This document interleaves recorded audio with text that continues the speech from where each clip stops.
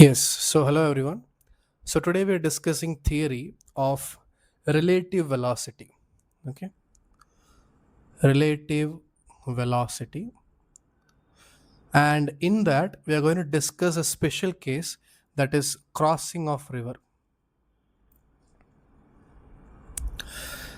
It's a very important and at the same time a very easy concept, but somehow students feel it to be very difficult because I think they're not able to understand the fundamental concepts behind this solution. And I have found personally that many students try to memorize the formula that finally we get here. But it's my recommendation not to memorize the formula because the concept itself is very small and very simple. So if you just understand the concept, whatever combinations of tricks they use in this question, you will still be able to solve it. So please understand that our focus should be on primarily the understanding the concepts, and that's what I'm going to do right now in this. So let us take one example. This is a river, let's say, and the river is flowing to the right side with a velocity of river, we call it like this, vr. Now a person, a swimmer or a boat, somebody, okay, wishes to cross the river. So for that, what they are doing is, the man or the boat, let's take the man. So the man starts swimming in this direction. So remember this, when they say that the man starts swimming or the man swims in a river with this velocity, you have to understand. Let me ask a question like this: where does the man swim, or where is the man swimming? So your answer would be, sir, obviously in the river.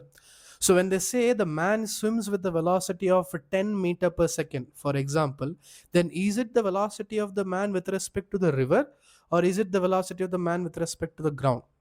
It's a fundamental question. Okay, so you have to understand, whenever they give velocity of the man swimming, okay, then we should always understand that it is velocity of the man with respect to the river. No doubt should be there.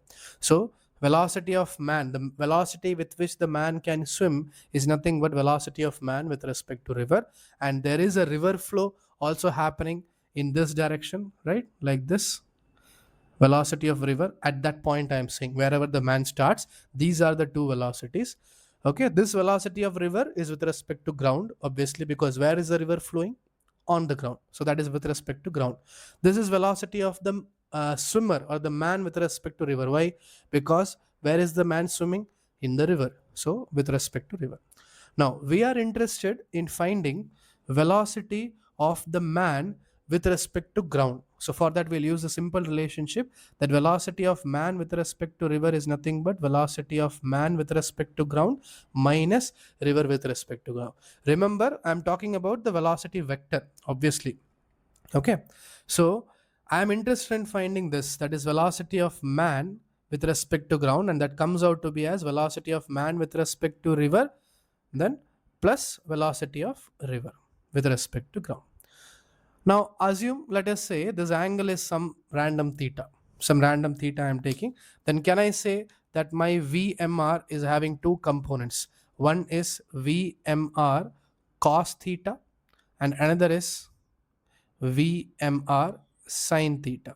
Right? Let us consider that this direction is the y-axis and this direction is the x-axis.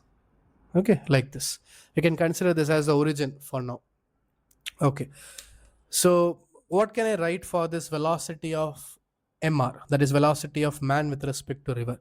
Can I write the same velocity as um, in x direction it is minus of vmr sine theta, because it is in negative x direction, so I cap, plus vmr cos theta j cap. Okay, plus vr is completely in x direction, so that will be vr I cap. So I can rewrite this as vr minus vmr sine theta I cap. Okay, like this, and plus vmr cos theta j cap. So basically what I have found out, I have found velocity of the man with respect to ground as this. Why am I finding this? The reason is, most of the time the question that they ask in the exam are of two categories. One, shortest path and the shortest time. Both the shortest path and shortest time can be understood very clearly by using this concept, velocity of the man with respect to ground. Imagine as an observer on the ground, and then it becomes easy to solve those two cases. So let me discuss that. Case number one. Okay, case number one. What is that? Shortest path. So let's say I want this man to cross the river in the shortest possible path. Now it's a very simple thing. Everybody knows that what is the shortest path between this point and that point. It's obviously the straight line connecting this. So if I want the man to cross the river in shortest path, then my man should be going only in this direction. That means if the man has to go only in this direction, it should only possess the y component of its velocity, whereas the x component of velocity should not be there. It should become 0. So that's it.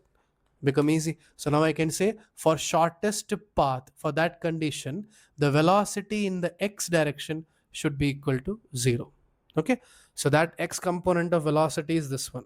So I can say Vr minus Vmr sine theta should be equal to 0. From here I'll be able to get the relationship as sine theta should be equal to Vr divided by Vmr. As simple as that. Okay. If you want to see the same thing in the diagram, then I can draw a small diagram here. The man should start swimming in this way with velocity Vmr, such that when the river velocity adds into that Vr, finally the resultant velocity of the man with respect to ground, the final velocity should become like this. That is the whole logic. So at what angle should he start swimming? That is this angle.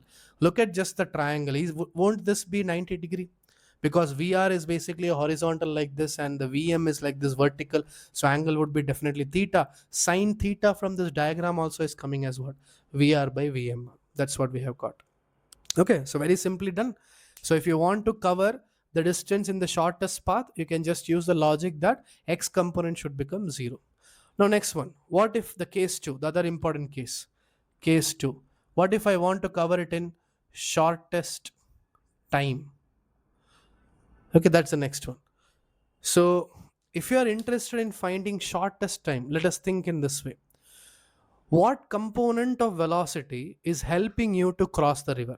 Very important. Okay, which component of velocity? Is it the x component or the y component which is helping you to cross the river? So definitely it is a y component, right? So if I say the width of the river is w, then the time taken to cross the river can be written as w divided by vy component. Only the y component of velocity is responsible, so that can be written as w divided by vmr cos theta. So vmr cos theta. Now I want this time to be minimum, so we can say for t to be equal to t minimum, we can say that vmr cos theta should be maximum. That value should become maximum. Now velocity of the man with respect to river is kind of fixed. If I swim and the Michael Phelps swim, the Olympic holder, if he swims, then obviously there's a difference, right? So how much velocity that a swimmer can have depends on his muscular strength and his practice. So this VMR would definitely be a constant. What the man can change is nothing but the theta. He can change the angle at which he swims. That he can do. So therefore, if I conclude here, we can say that finally that cos theta should be equal to 1, because it has to be maximum. Cos theta's highest value is theta equal to 0, cos theta equal to 1. So if that is the case, then finally I'm getting that T minimum is nothing but omega divided by VMR. Very important. So at theta equal to 0, how the man would be swimming? A simple diagram again. So we can say if the man starts from here, at theta equal to 0 means the man has to start swimming in exactly this direction. So this will be my velocity of the man with respect to river. Now river will come along. So river's velocity will come Vr and then finally this becomes the velocity of the man with respect to ground, and there comes an angle theta. Okay, so there will be an angle theta at which the man would be finally swimming with respect to ground. So a person on the ground will never see the man going straight line, right? The person on the ground will be seeing the man going in this direction. Compare that with here. Here the final velocity of man with respect to ground is coming in the straight line. So a person standing on the ground will say, yes, the man is going in a straight line, shortest path. In this case, the man is not going straight, but the time taken would be the minimum, shortest. Anyway, so instead of going exactly straight here, the man has drifted in this direction.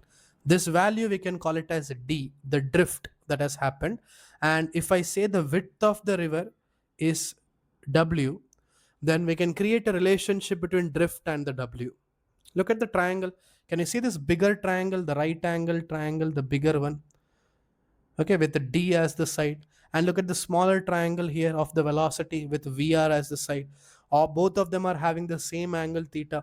So can I write something like tan of my theta in terms of distance can be written as d by w, and the same tan theta in terms of velocity can be written as vr divided by vmr. So very important relationship. So using this, I will be able to find out the drift if required in the question. I will be able to find out. Okay, so very simple. Don't memorize any formula here. I personally recommend not to remember any of the formula here. Just remember the simple concept. Okay, so the velocity, if in the question they are giving you that a swimmer can swim with this particular velocity, then that is the velocity of the swimmer with respect to river. Because where is the swimmer swimming? In water, in river. That's why it is with respect to river. If they give velocity of the river, then again the question comes, where is the river flowing? On ground. So that is velocity of the river with respect to ground. So I hope all of you have understood this. Make sure you understand this concept. Any question based on this shortest time and the shortest path can be very easily solved with this simple concept. Okay, so we'll stop here then. Thank you.